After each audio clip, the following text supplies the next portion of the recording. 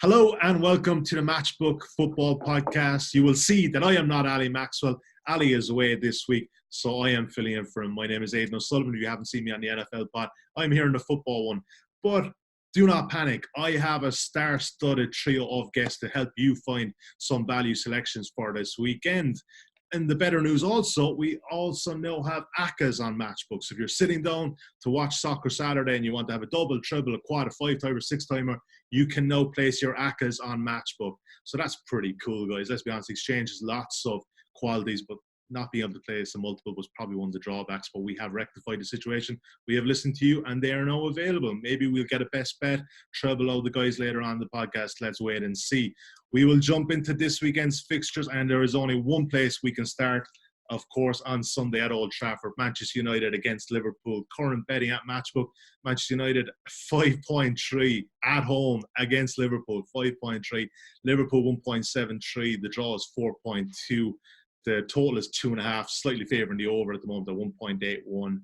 And yeah, that's where we're at. We're at it on a gold start on the Asian handicap. Mark O'Hare. Manchester United at 5.3 against Liverpool at home. Did we ever think we would see today? No, not at all. We've talked a lot on this podcast about the Premier League being a big two rather than a big six, and that's never been more emphasised than the odds for this weekend. Liverpool never been away to Old Trafford and been odds on, and I think in the history of this fixture in the Premier League era, only once has a team away from home been odds on, and that was United back in 10, 12 years ago or so. So is it warranted? I think it probably is. They're only one game away from equalling the all-time top flight record of 18 consecutive wins set by City in 2017, and put simply, they're just streets ahead of United. We all know that. We've all seen that. It's very difficult to oppose that. Go right back to the start of the season. United beat Chelsea 4-0. We talked at length about how that result didn't quite reflect the pattern of the match. And that's proven pretty spot on, really. It's been a full storm for United. They've won once since. They've failed to score more than one goal in any competition since. And there's just been a shocking lack of invention and creativity too. I looked at the Premier League performance data earlier this week. United have got the lowest expected goals from open play figure now this season in the Premier League.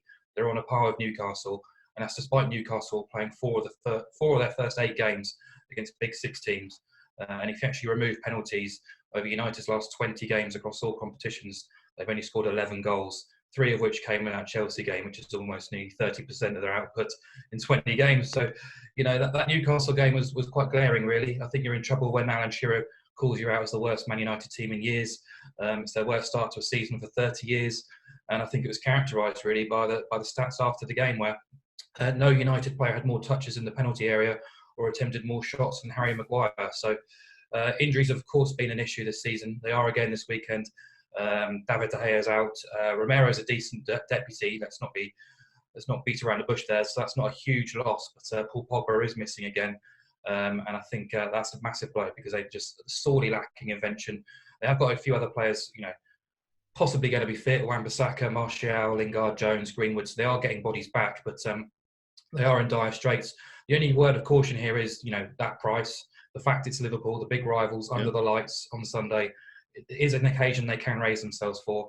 They've got a good record against Liverpool, including recent meetings too. 4 of the last 6 have been drawn.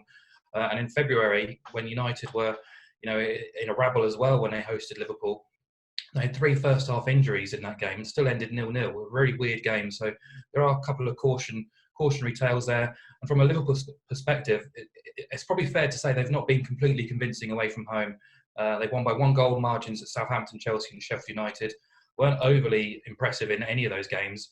And also, if you look at their record away at the Big Six since the start of 2017-18, just 2 wins in 11, and United have lost 3 times and 12 at home to the Big Six in the same sort of sample. So my play is Liverpool to win. I think it is the best bet of the match, but let's just say I'm not hugely in love with the price, although it probably is warranted.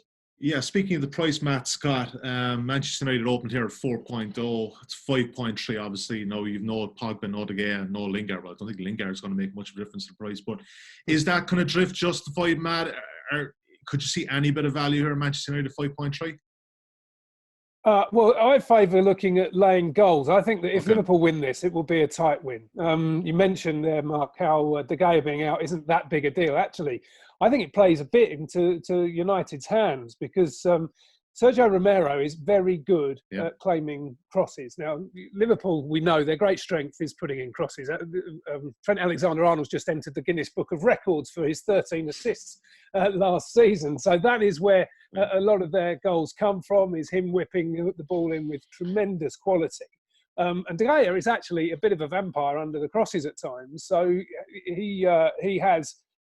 his total aggregate across his career at United, I was looking this up, his total aggregate punches and high claims is 1.07 a game.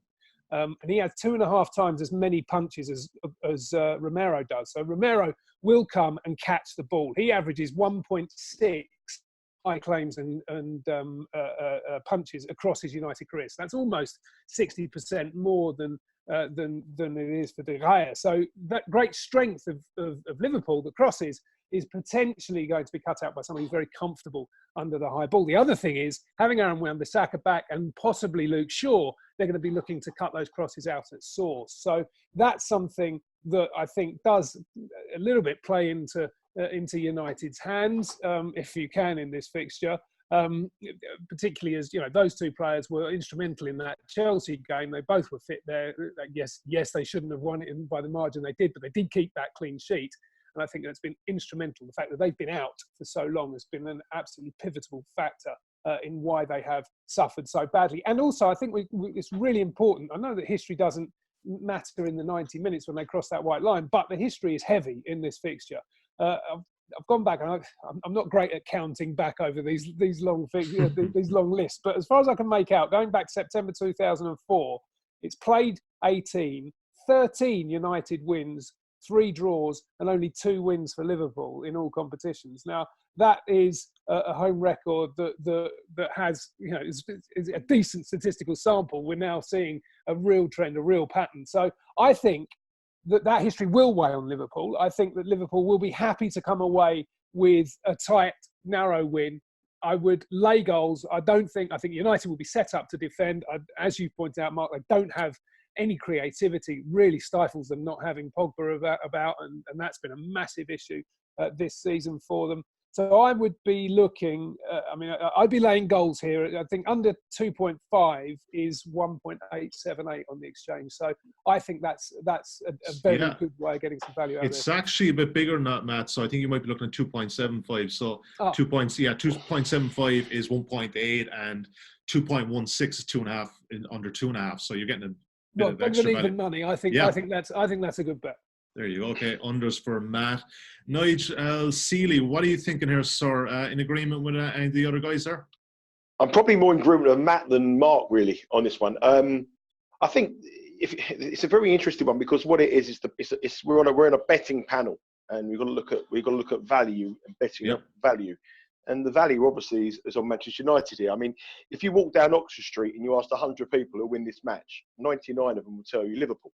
If you asked 100 people, I'll give you a tenner, and if Man United win, you've got to give me 53 quid back, I don't think you're going to get many takers. I don't think many people would think that. Yeah. I think they would think that's probably a little bit too big, and I think the price is too big. I think Matt has absolutely summed it up perfectly with the history. I mean, I like going last with these two, because they've done all the work for you. You just piggyback on the stats. So Manchester United were arguably a worse side. Well, not probably the goal wasn't as big, but last season probably not so much as well, and the season before, and Liverpool still couldn't beat them in those 2 years.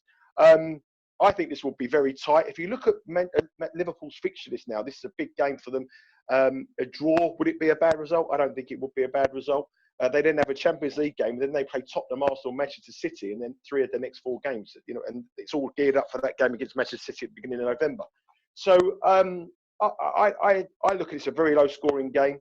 I think Manchester United, their problem is in attack rather than defence. I think the defence isn't as great as Manchester United in the past, but it's scoring goals is their big problem. And I think here, if you look at Manchester United, 3 of their last 4 away games, as Mark has also said, they've only won by 1 goal. Now they've got arguably the toughest.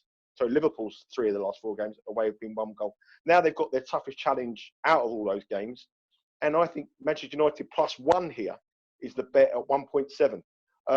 If Liverpool win, I think they'll win by a solitary goal and we get our money back. Yeah. You only lose if Liverpool win by 2 goals, and you're getting 1.7. I think I think that's too big in the fixture and what we're seeing and the case where the two sides are. I think Manchester United have to have a performance. Players are coming back, and I don't think that Manchester United should be 5.3. And if they're wrong in the match prices, all the handicaps are wrong. I'm not saying they'll win the game. I think it could be a draw, it could be a 0-0 draw. But if Liverpool do win the game, I think they'll probably win by 1. And from that case, we get our money back. So I think the value play is Man United +1. Yeah, also you got to kind of question the psychological aspect of this too. Obviously, Liverpool going for 18 consecutive Premier League wins, which will. Well, it's not like Liverpool. There's not like Liverpool to fold under pressure before. We've never seen that in the Premier League, have we? So in terms of, there is a very good reason why that's a Premier League record. It is so bloody hard to win 18 on the spin, even a better. And I will say this: I think that the City side in Pep Guardiola's second season, I think that's the best we've ever seen in the Premier League. Even speaking as an Arsenal fan, and I think that that weighs heavy. The fact they couldn't do it then, and this is such a big fixture to have to be getting that 18th win in. Yeah, okay. Unders Manchester United +1 and Liverpool to win for Mark. So 3 different opinions there. So you can kind of go whichever way you want to go on that one. But all good angles nonetheless, I think. Let's move on to Monday night, Matt. And we'll start with you here. Obviously, yourself and Nigel are the big Booner fans there, but we'll start with you here. Current betting and Matchbook, Sheff United 4.0, Arsenal 2.0, 3.9 the draw. The total is 2.5, so 2.75, depending on your price there. And Asian handicap obviously is Sheffield United with half a goal start. Matt, like I said, I'll start with you. Sheffield United, I saw them a couple of weeks ago playing Liverpool in Bramall Lane. They made them work for that 1-0 win. Can you see a similar one here? Is this, it just strikes me as a kind of a trappy kind of game here for Arsenal. Yeah, potentially. The fact is, Arsenal concede an awful lot of crosses. I think it's the 5th highest number in the Premier League. They're conceding more than 20 a game, which is a lot, and that's basically been their principal problem across this season defensively. We all talk about the weakness in Arsenal's defence, but actually it's the fact that there is the freedom of the flanks whenever a team comes to play against them. So Sheffield United are really good at crossing. They put in more than 22 a game, which is right up there with the best in the Premier League, up there with Manchester City and Liverpool. But it's even more when you look at it as a proportion of the ball that they have. I mean, actually, I think this is an amazing statistic. 1 in 18.7 of all passes that Sheffield United make is a cross. So that tells you how much time they occupy on the flanks. The average for the rest of the Premier League without them is 1 in 28.2. So they are putting in a vast proportion more crosses, given the time that they have on the ball, than anybody else. So again, for Arsenal, just like for Manchester United against Liverpool, it's going to be about cutting out those crosses. And it looks like finally they've got now 2 fullbacks that they can play. Again, when they brought in Callum Chambers against, in their last game, I can't even remember who it was. Goodness me, there I am. What an Arsenal fan. But when they brought in Callum Chambers, they managed to cut that down from more than 20 down to 16 crosses a game. So 25% fewer than they would normally be conceding. So that's important, tightening up those avenues. And it's really hard to do that against Sheffield United because Ender Stevens, George Baldock, they will get wide and put that ball, and not just them, but also the overlapping centre-backs that we've heard so much about will also do that. They'll put those crosses in. So it's important that they have Kieran Tierney back on the other side to strengthen up and to add that strength where their weakness has been. Kieran Tierney is actually a fabulous crosser of the ball himself. So for them to be able to pin back the fullbacks is really important. And that's where the game will be played. It's not going to be played through the middle. But when it does get played through the middle, Arsenal are really strong at through balls. And that's an important factor in this. When Sheffield United came to play Chelsea, they managed to hold them 2-2 at Stamford Bridge. But it was a game that Chelsea probably should have been winning, and certainly did win until a very late equaliser. And they were cut apart 5 times with through balls. And that's Arsenal's greatest strength. They are the through ball masters in the Premier League, getting the ball down across the ground in between defenders for Aubameyang to run onto has been a really, really good playbook for Arsenal, and it will continue to be in this game because they've got three centre halves. They can sit quite wide and leave gaps, so that will be Arsenal's strength. I see this actually as being given how good they are at that. Given that they are going to be able to tighten things up, I think this could actually be a bit of a shock away win for Arsenal, and possibly even a big one. So I'd be interested. We're going to be talking about the big price bets. I'd be interested to find out what it will be for Arsenal with Arsenal -2, Arsenal minus 1.5 over. I don't know what the odds are, but if they are big, then I would possibly be looking at that as one of our free bets. Okay, an interesting angle there. Nigel Seeley, what are you thinking here as a fellow Arsenal fan? As bullish as Matt? I think they'll win. I'm not as bullish as the 3-4-0. I think they'll get the job done effectively. I think this will be a typical sort of Sheffield United. The first performance, the first 20 minutes, huff, puff, loads of balls in the box, loads of aerial pressure, the crowd behind them. And I think if Arsenal score that goal, they shut them down. Sheffield United, I've seen so many teams over the years come into the Premier League. Huddersfield, the first year they come into the Premier League, were a very similar side. They started off really well. They got around Christmas time. They sort of dropped away from the table because their squad isn't big enough. They're reliant on so many players week in and week out that they finally get a bit exhausted. And I think Sheffield United will fall into that category. I think if you look at Sheffield United performances in the last few weeks, they're starting to show that. They're not scoring goals. At the end of the day, the Premier League is about having top goal scorers who are going to put the ball in the back of your net. Sheffield United don't have that. They failed to score now in 4 of their last 5 games. That is a problem. And I think that's a big problem. They had, they gained plaudits with their performance against Liverpool, but they got no points. And that's what it comes down to. And I think that Arsenal will eventually grind them down. I think if they can survive the first 20 minutes, they will win maybe 1 or 2-0. I really like Arsenal to win here. I saw early in the week they're around about even money, which I thought was too big. They've now come odds on into sort of around about the 10 to 11 mark. I still think that will start shorter on kickoff time. I think this is kind of a match where punters will have money, or they'll be chasing money going into the night fixture on Monday, and they'll come for the favourites. So I think if you want to back Arsenal 1.9 around that price, take it now, because I can see them starting around about 183, 184 come kickoff time. Probably slightly agreeing with Matt there, but I don't think the 2-0. But I do think if you can get on Arsenal to win to 0, I saw sort of almost 3-1. I thought that was a big price, because like I say, Sheffield United don't offer anything, and Arsenal with Bellerin and Tierney coming back now bolster that defence. And I think an obvious play as well, if you can get Aubameyang to score any time, he just seems to score every week, gets the job done for them every week. So I'm looking for an Arsenal 1-0, 2-0 win, but I do think Arsenal are one of the strongest bets in the Premier League this weekend. And if you want to back them, I'll take the price now, because I do expect that to start short. Yeah, back them early is the advice from Nigel Seeley. Currently 2.0 still here at Matchbook. So as you said, well, that's a great price. I think you get even money. I can't see him starting anywhere near that. Okay, Marco here in agreement with the other gentleman there. Just a point on this, Mark. I suppose one of the things that's been kind of not talked about as much is that Arsenal have kept 4 clean sheets in their last 6. Defensively, they actually have improved in a big way. No, I disagree. You do? Okay, right, okay. Yeah. Well, just on that point, can I just make a point on that one about of course, mate, yeah. Talking about the high ball, exactly as Nigel said, they are a long ball side.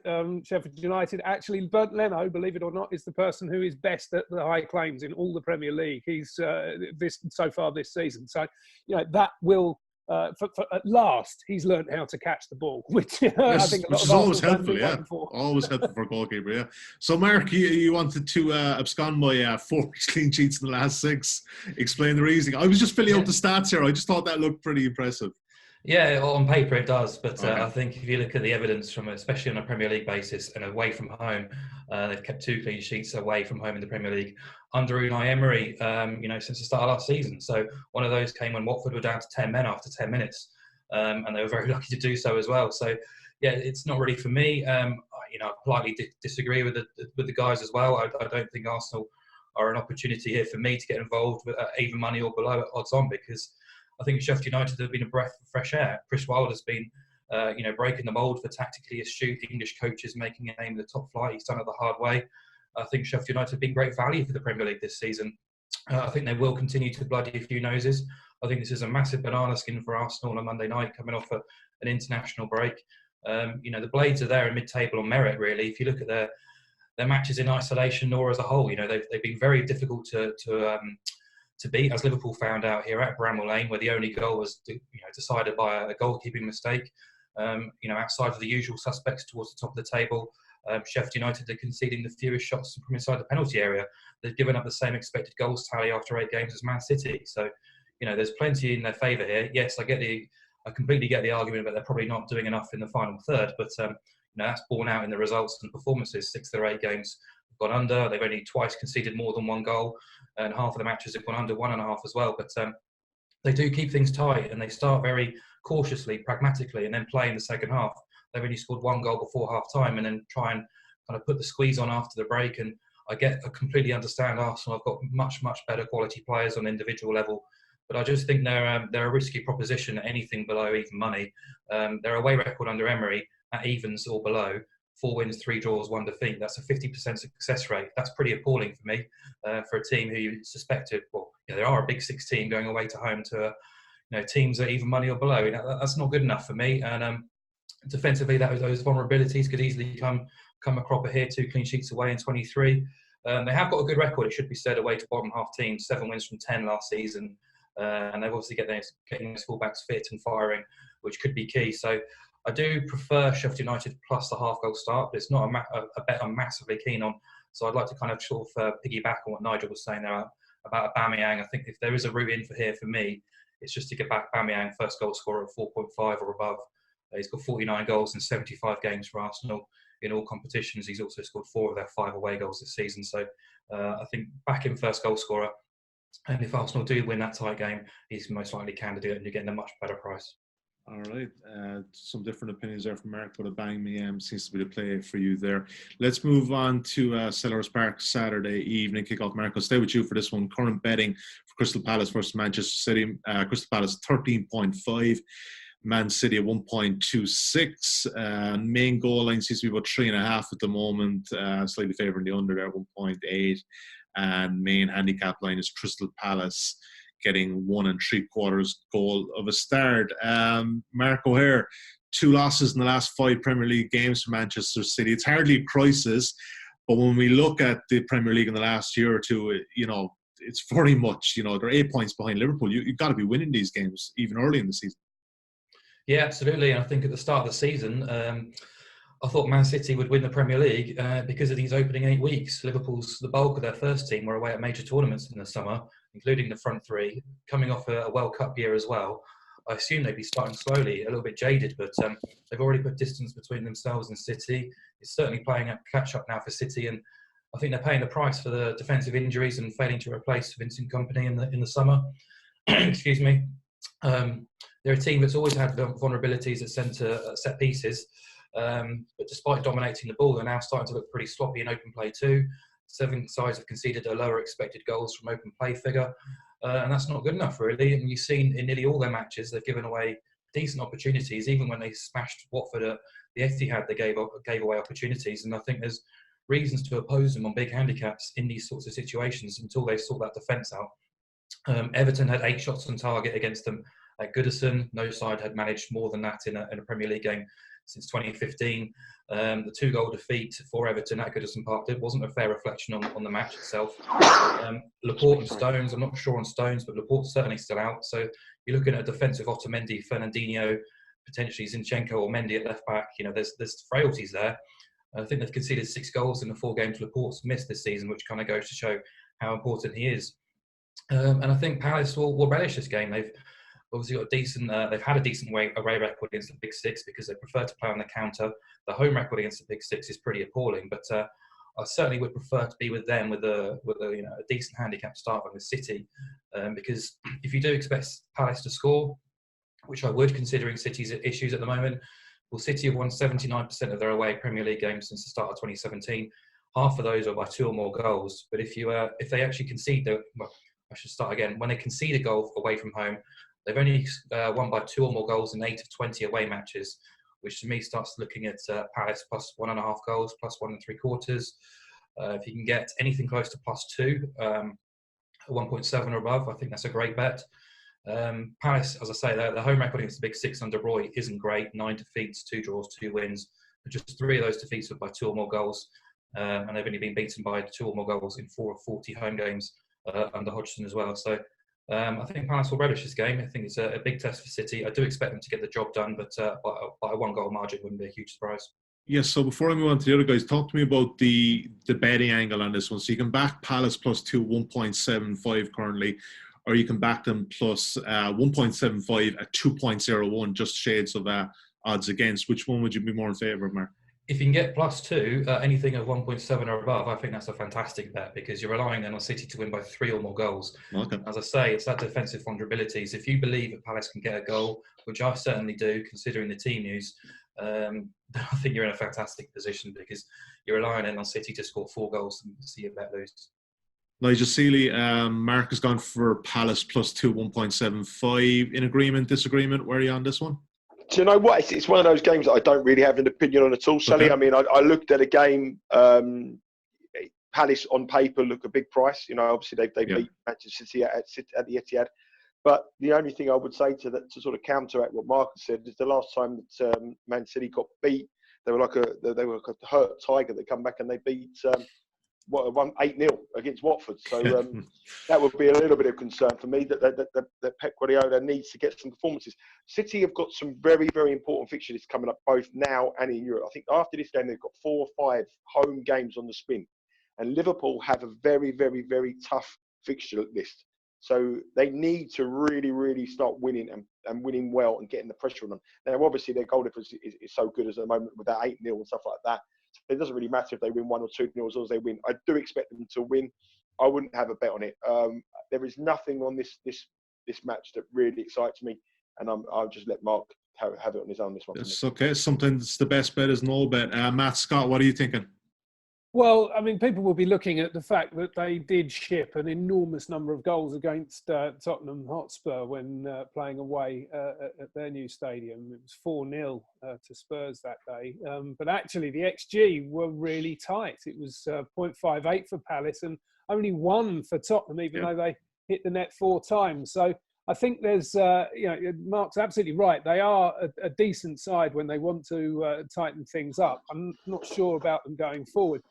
I think a lot hangs on the selection of Kevin De Bruyne. Believe it or not, both games that City have lost, he didn't start. And when he does start, their expected goals is 3.6 per game. And that drops to fewer than 2 without him starting a game. So that's a fairly small sample size. We're only talking about 7, 8 games this season. But still, I think that's a factor. And if he isn't available, because he's assisted 8 goals and scored 2 of his own this season. I mean, that is an astonishing return for a guy who's only started 5 or 6 games.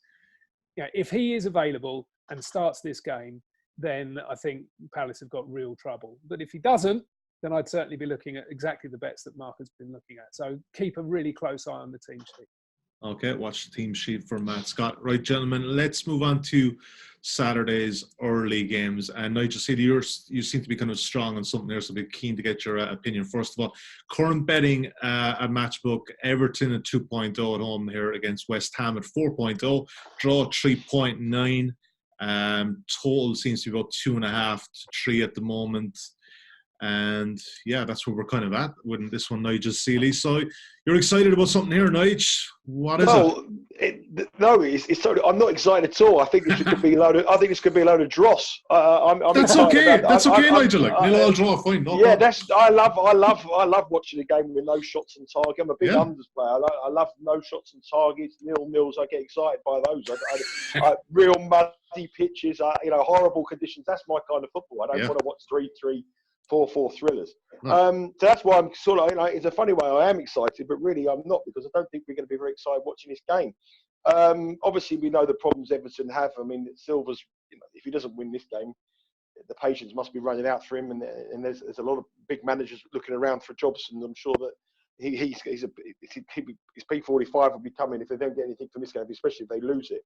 But the thing is, for Everton, is they are built on this history that they are at home, they're entertaining, and they go on home. That's long gone. They're not like that anymore. They're not that kind of football team that we used to see under Joe Royle and other players, where they were brilliant and the home crowd got them before. They're a very average side in the Premier League that are really, really underperforming. And the reason why they're underperforming is they don't score goals. The striker they brought in hasn't worked.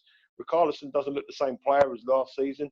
Sigurdsson is, not the player he was. I don't think. He's been in and out of the side for injury, but I think this here, I just don't see where the goals are going to come from. If you look at Everton already this season, last couple of games, they failed to score against Sheffield United and Burnley. So that, you would expect them to be scoring goals against those two sides. West Ham away from home, 0-0 at Villa. They went to Brighton and drew 1-1. It's an early kickoff as well on a Saturday. Mark will probably tell me much more than me, but I just, from memory, that I just know that early kickoffs, especially after international week, players don't really like it. You want to be playing unders. The crowd aren't the same. The atmosphere isn't the same. I think that sometimes if you back unders in those games, you do win. And I'm amazed that we're getting heavy odds against on the under 2.5 goals. I don't know what you are now, but I saw earlier in the week 2.2, 2.26 currently, so over 5 to 4. Yeah. I mean, this to me is a 1.9 under, 2.0, about 10 to 11 each. Over under. It really is. I don't see how it can be 2.26. I think that this Everton side have this history. I went to the first game of the season when Everton played Crystal Palace. It was 0-0. Everton never looked like scoring, and since then the goal scoring problems have been their problem. West Ham would be happy with a draw here. I think both sides would take a point, and I think this could just fizzle out into a non-entity. And I'm going to be unders at that price, 2.26. I think it's far too big. I love under bets. Mark, go here. You can back a 0-all draw here, 16.0. Massive. That's a massive. There you price. go. That's the one we're looking for, 16.0. Proper price. Yeah, that is a big price. Honestly, that's a big price. Mark, go here. Any thoughts on this one, sir? I'd piggyback there on Nigel's angle there. I had no real issue with that bet at all. I think from a betting proposition, this match doesn't inspire me massively. Marco Silva's under huge pressure. Second year of a 3-year deal. Currently lost the last 4 games, the worst run since October 2005. They spent over 100 million in the summer, so quite rightly there's questions being asked. Their only wins this season came by 1-goal margins against teams who are massively out of form at the time, Watford and Wolves. The Wolves win was quite fortunate, very late on as well. I thought they were unfortunate against City, but they followed that up with pretty rank displays against Bournemouth, Sheff Utd and Burnley, as Nigel says as well, and they've been paid for their poor finishing, really, because only Watford have delivering a lower conversion rate for shots on target in the Premier League this season than Everton. My issue really with them this weekend is also injuries and suspensions, because Seamus Coleman is banned and they've lost 6 of 9 games without him under Silva. Fabian Delph is a major doubt too, and since Idrissa Gueye departed in the summer, their big money signing to replace him, Jean-Philippe Gbamin, has been injured. So Delph has been filling that void, not doing it hugely well. They look very, very flaky in central midfield. And also their confidence is sapped, because when they've conceded first, which they've done so in 5 of the last 4 or 5 games, they've looked absolutely bereft of confidence. And West Ham are a team who do start fast. When there has been a goal in their last 6 games, West Ham have scored it. They have dropped quite a few points from winning positions. They had a bit of an off day against Palace before the international break. But it's rare you're going to see Haller, Yarmolenko, Felipe Anderson, Lanzini, those kind of players put in a wobbly 2 weeks in a row. So I would expect a response from West Ham here. Interestingly, only Liverpool and Man City have been trailing for fewer minutes in the Premier League this season than West Ham, which is quite a surprise, because I still have doubts over their defensive system. But on this occasion, I'd be kind of erring slightly towards West Ham with the plus half a goal start and also the unders as well. So, I'm happy to sort of nod towards Nigel there and kind of step away myself. Yeah, you know what, Mark? We'll probably only see the second half of this game, because we will be watching Ireland and New Zealand, mate. So, yeah, something to look forward to, maybe an unders bet. And like I said, 0-all draw, 16.0. Matt, Scott, in agreement with the guys here. It's hard to see a shootout at Goodison Park on Saturday afternoon. No, that's very true. I love that. 15-1, did you say? Yeah, on the 0-0? That's absolutely astonishing, because that, if it does start to get a bit hairy, you'll be getting, 6-7 times your profit after 75 minutes. So I'd be looking at that very, very closely. But they do go into this on the back of 3 into the bottom 3. Everton back of 4 straight defeats. And you would say that Marco Silva's job must be on the line for that, as indeed Nigel already has. But actually, they are creating chances, and it is. You're both right to identify just how bad the finishing has been. Gylfi Sigurdsson, Moise Kean, Dominic Calvert-Lewin, Seamus Coleman. They should all have 1 more goal at least each against their XG. So they have been missing really good chances, and the manager has to set a team up to create chances. It's not up to him to put the ball in the net. So he is doing that. His job is being done correctly. It's that he's being let down. And actually, if you look at the XG and X points, Everton would be 5th had they done their job, keeping them out at the back end. Pickford's been woeful. He's been letting in 1 in every 5 shots, and that includes the ones that go left or right or above the goal. So, that's really poor from a goalkeeper. Not the worst in the Premier League, but one of. So they're not keeping out shots that should be saved, and they're not scoring at the other end. So actually, they should be 5th on XG and X points. And if you look at the same for West Ham, actually they would be in the bottom 3. So you could almost swap their positions in the table on what they should have got out of the games that they've done. They've really been bailed out by Andriy Yarmolenko and Aaron Cresswell, both of whom have got 2 goals more than they ought to have done. Cresswell's unbelievable free kick against Manchester United, the pick of his goals this season.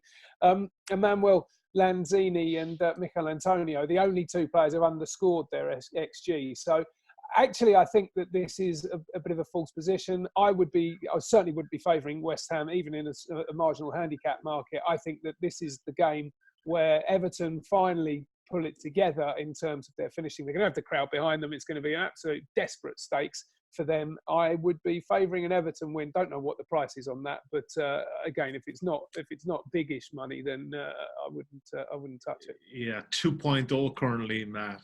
Even money. No, yeah, I'm sticking with your 15 to 1.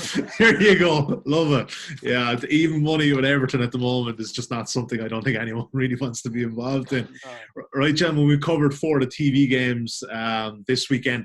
We're going to introduce a new section today. It's called I haven't actually come up with a name for it yet, but it's our risk-free underdog. So obviously, if you open that sounds like a good name. So. Yeah, I'll start with that catchy. one. That's a catchy one. Risk-free underdog. There you go. Yeah, Ali. Risk-free underdog. There you go. Ali's back next week. He can come up with something different himself. I'm not really good in this whole branding thing, guys. So obviously, people sign up for Matchbook, you get a £10 risk-free bet. But I'm going to give you guys an imaginary £10 risk-free bet today. I don't have the money on me, lads. Sorry about that. On this big underdog here this weekend, you're just to have a tenner until you go to get it back. Who would you be backing? Marco here, I'll start with you first of all, sir. Who's the long shot this weekend that may just pull off a shock? Yeah, I reckon I've probably got the biggest price underdog this week. Okay. Italy, Saturday night. Bologna goes to Turin to play Juventus. I'm backing Bologna here, 10 to 1, 11-0. It seems unlikely, but it's not completely unheard of for away teams to go and get a result at Juventus these days, especially on a Saturday immediately after an international break and just before a Champions League Week 2. A team that's still adjusting to Maurizio Sarri and Sarri ball too. Results don't always tell the whole story, as I always preach to people who want to listen to me. Juventus have won 6 of 7 unbeaten games in Italy, but they've only once won by 2 or more goals, and they've been largely quite unimpressive in those games too. They're outside the top 6 for all the major data metrics I look at, and the team that's topping the charts across the board in Italy is Bologna, surprisingly. Their defensive process has been one of the best in Italy so far this season. The progress they've made have been quite remarkable, really, considering their head coach, Sinisa Mihajlovic, is undergoing treatment for cancer. I don't think an away win would be an upset at all here. There's plenty of warning signs for anyone who's watched Italian football this season. There's tension in the camp at Juventus with an excess of players wanting minutes. Certain players have been excluded from their Champions League squad. There's an unhappy undercurrent there, which I think Bologna could easily thrive upon. I'm not going to say they definitely will win, but if it's a risk-free bet, 10 to 1, why not? Ballsy, 11.0. Nigel Seeley, give me some. You're not going to get 11.0 shots, too many around the place in the Football League this weekend. So what are you thinking? Well, the thing is, I was going to go for something that we spoke about off air, but I don't think it gives credit to Matchbook's massive underdogs at a 2 to 1 shot. So I'm going to have to change. I tell you what. I think Bolton will win this week against Rochdale in League One. Obviously, we've got the points deduction. Keith Hill going back to his former club. I saw Rochdale 2 weeks ago playing AFC Wimbledon. They were absolutely dreadful. They were 3-0 down very early on. They got back in the game at the end, but they're a team that are in trouble. So I think Bolton may get their win this weekend against Rochdale. But I do think for the massive underdog, I love that 0-0 in that Everton and West Ham game. So I'm splitting my mythical £10 into 2 mythical fivers, and I'm going to 5 on both. I might even give you an extra tenner for that nil all. Nigel's mythical 3.0 currently Bolton, and obviously 16.0 that nil all draw. Matt, Scott, I think Nigel's taking that nil all draw from you. You surely would have gone that way in Everton and West Ham. I might even be tempted to put £10 of my actual money of my own onto that. I mean, it's just, if you can turn 20 quid into 300 potentially, or indeed £20 into £100 once it comes in, I can't see. I think that is the bet of the season. I genuinely do. In terms of value, but that's good. Yeah, obviously you have to look around for these things sometimes, don't you? Well, you've done it for me. You found it, so thank you. I'll even pay you if it pays out. I'll even pay you a $5. All right, okay.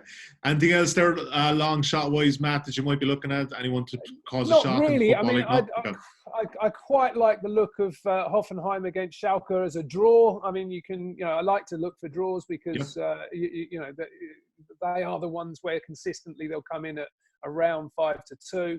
And I suspect that will be, I might be, and this speaks to the Aka situation as well, I might be tempted to double that up with Werder Bremen against Hertha Berlin as well as a draw. So if those two came in, you'd be looking at about 5-6 to 1, 7.5, 8 to 1 maybe even. So I mean that would be something that I would be looking at, an accumulator of those two. Werder Bremen to draw against Hertha Berlin and Hoffenheim to draw against Schalke. Hoffenheim Schalke draw currently available at 3.6. Not a bad price there for the draw in Bundesliga. Yeah, so that offer, guys, for new customers only, folks. And if your first bet loses, we'll refund your stake up to a max of £10. Bet must be placed within 7 days of sign-ups. ACCA bets do not qualify for this, unfortunately, and you must be 18 or over, and please do gamble responsibly at all times. Right, gentlemen, we will stay in the quad box for your best bets of the weekend. I'll start at the top left of the screen. Mr. Nigel Seeley, what's the top selection for you, sir? Well, it's in League One. I went through all my bets this season, and League One is the league that's outperforming everyone else in the Premier League, Championship and League Two. And it's Friday night, and it's Tranmere at home to Southend. I think you can get about 1.9, 1.91. I think that's absolutely just a crazy price. Southend are in absolutely all kinds of turmoil, both on and off the pitch. They've got a manager. They were going to employ Henrik Larsson as their manager. All went wrong because the coaching staff didn't want to go. There's talk of Sol Campbell going there. They had a winding up order. They had to go to the High Court again. And Tranmere at home on a Friday night are always a good side. They had a brilliant win last week against Coventry. And I saw Southend play against Wimbledon on Saturday where they got beat 4-1. And they were the worst side I have seen for a long time.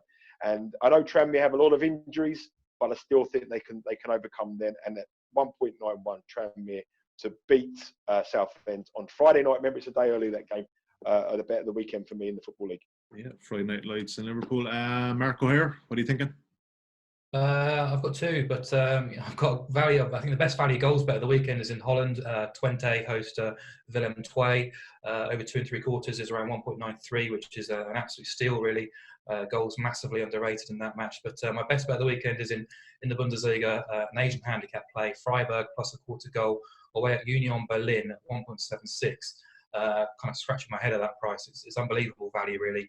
Union's win against Dortmund earlier in the season really was a false dawn. They've been really struggling, really up against it since they've come into the Bundesliga for the first ever season in the top flight since September's international break. 4 defeats from 4. They already rank in the bottom 3 across all the major metrics. No team in Europe's top 5 leagues is generating a lower expected goals from open play figure. And Freiburg are enjoying their best start to a Bundesliga season ever. So they've already won 3 times away at Hoffenheim, Fortuna and Paderborn. Their team have got international recognition in the past week with Germany. Luca Waldschmidt, a striker in form for club and country. And I think all the evidence suggests that they can get a result here in the capital. I think if you've got the draw on side, you're in a fantastic position. I think Freiburg plus a quarter goal is about the weekend for me. Matt Scott, what are you thinking this weekend for your best bet? Well, I liked the, what was it, even money you said, under 2.5 goals for Manchester United against Liverpool. I think I'd be astonished if we saw 3 goals in that game. I really would. So anything that gives us a 100% return or more, take it. Okay, but what am I talking about? There's 15 to 1 available. I knew you got there. If you look at the normal prices for a 0-0 draw, it's 6 to 8 to 1. I mean, how can that one be double that money? It's the beauty of the exchange, on that. When you are betting those markets, that you will get the better prices there. I mean, look, like you said, the sportsbook will probably 7 or 8 to 1, but no, that is the beauty of the exchange. So get on early, because by the sounds of it, Matt Scott is going to be taking all the liquidity on that market anyway. So get on it sooner rather than later. Right, gentlemen, thanks for your time today, and thank you for watching or listening. Ali will be back next week. I'll be off again, but I hope you enjoyed. I think we've got a good few selections for this weekend. The best of luck with your bets, and we'll chat to you again.